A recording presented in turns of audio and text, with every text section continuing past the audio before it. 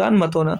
दिया क्या है इसमें कि कौन सी किस्त 13,260 रुपए के ऋण को 7% वार्षिक साधारण ब्याज की दर से 4 वर्षों में अदा कर देगी। अब इसमें से किस्त को देखना है भाई, किस्त इसमें से देखना है। कोई किस्त है जो 4 वर्षों में भैया 7% की ब्याज दर से इतना अमाउंट दोस्त अदा कर देगा, ये बात बोला है।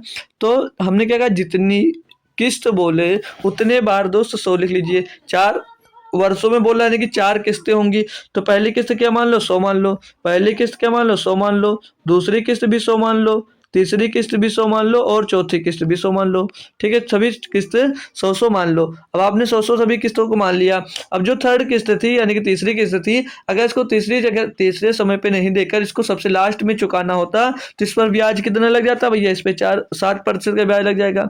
क्यों लग जाएगा, क्योंकि भैया यहाँ पर 1 साल का ब्याज लग जाएगा। यहाँ पर ये तीसरी किस्त थी लेकिन चौथे वर्ष में आपने चुकाया, तो 1 साल पे ब्याज कितना लग रहा है, 7%। तो 100 रुपए की जगह कितना चुकाना पड़ेगा, 107 रुपए चुकाना पड़ेगा। कितना चुकाना पड़ेगा मेरे दोस्त, 107 रुपए चुकाना पड़ेगा। यही जो सेकंड किस्त है, आपने अगर इसको नहीं दी, आपने इसको अगर टाइम पे नहीं दी भाई, तो कितना आपको चुकाना पड़ेगा। तो यहाँ पर कितने साल का ब्याज लग जाएगा, एक और एक दो, 2 साल का ब्याज आपको लग जाएगा भाई। 2 साल का यहाँ पर ब्याज लग जाएगा। तो 2 साल का ब्याज कितना हो जाएगा भैया, 14%। कितना हो जाएगा भैया, 14% हो जाएगा ना, 7% की दर से। तो 2 साल में ब्याज कितना, 14%। तो 100 रुपए देना था, 14% ब्याज लगे यानी कि 114 चुकाना पड़ेगा। ठीक है भाई, बात आई फर्स्ट किस्त पे।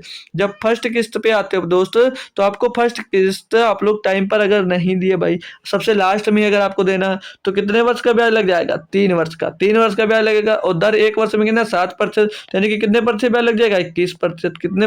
कितना परसेंट ब्याज लगेगा भैया, 21%। तो 100 रुपए चुकाना था, 21% ब्याज लग जाएगा, यानी कि 121 भैया आपको चुकाना पड़ेगा। अब टोटल कितना चुकाना पड़ेगा, जोड़ लेंगे, 7 4 11 और 1 12 का 2 हासिल आ जाएगा, 1 भैया और 2 और 1 3 और 1 4 हो जाएगा, 1 1 2 1 3 और 1 4, 442 रुपये आपको दोस्त चुकाना पड़ेगा। ये जो आएगी क्या आएगी, ये देय राशि आएगी। क्या आएगी भैया, देय राशि आएगी। अब इसमें बोली गई है भैया कौन सी किस इतने रुपए के ऋण को इतने परसेंट वार्षिक साधारण ब्याज की दर से 4 वर्षों में दोस्त अदा कर देगी भाई। यानी कि जो देय राशि है भैया वो 442 रुपये है, और 442 बराबर क्वेश्चन में कितना दिया भैया, 13,260 रुपये। तो 442 का जो मान है, 442 का मान है वो 13,260 रुपये भाई। तो एक का मान यहाँ से निकाल लीजिएगा, एक का मान निकालोगे 13,000, एक का मान निकालोगे 13,260 बटे में दोस्त क्या आ जाएगा, 442 बटे में आ जाएगा 442। इसको थोड़ा सा कैलकुलेट करिएगा आप लोग काटा पीटी करके भाई। तो ये आई थिंक डायरेक्ट भाई कट रहा होगा किसी से ना। तो 4 3 12 और 42 3 126 भाई 3 बार चला जाएगा। तो 3 बार ये जाएगा, 3 बार और पीछे 0 बढ़ जाएगा, यानी कि 30 बार में जाएगा। ठीक है, ये 30 बार में पूरा चला जाएगा। तो एक का मान कितना आ जाएगा भैया, 30 आ जाएगा। ये हम जो काटे हैं ना अभी, ये डिवाइड किए हैं, ये कोई डिवाइड करके रखे नहीं। इसको कैसे डिवाइड किया मेरे दोस्त, इसको मैंने डिवाइड किया इसके यूनिट डिजिट देखा हमने 0 को थोड़ी देर के लिए छोड़ दिया, और 2 यहाँ पर 6 था, यूनिट डिजिट यहाँ पर था भैया 2, हमने चेक किया कि 3 बार में जा रहा है। फिर हमने आगे वाली संख्या देखी 4 है, यहाँ पर 13, तो 4 3 12, लगभग करीब पहुंच रहा था। पीछे 40 से 40 120 हमने जोड़ लिया कि हो जाएगा।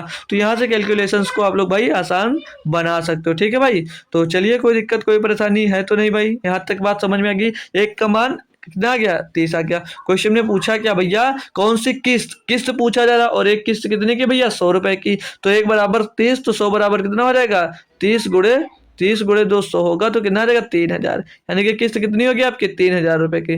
3,000 रुपए की पर किस्त होगी, जो आपके भैया इसको 4 वर्षों में इतना अमाउंट आपका चुका देगा भाई। क्लियर है बात इतनी क्लियर है, कोई दिक्कत कोई परेशानी नहीं है ना दोस्त मेरे।